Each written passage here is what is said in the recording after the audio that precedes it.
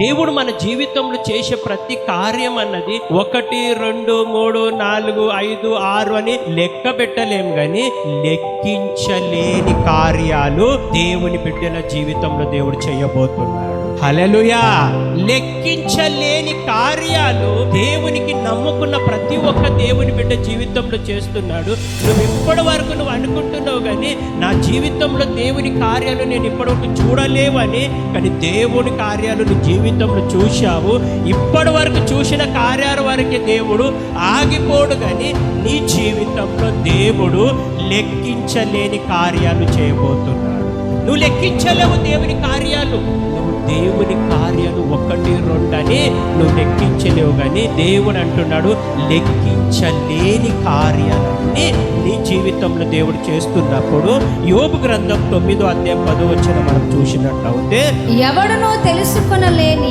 ఎవరు తెలుసుకోలేని మహత్తమైన కార్యములు లెక్కలేని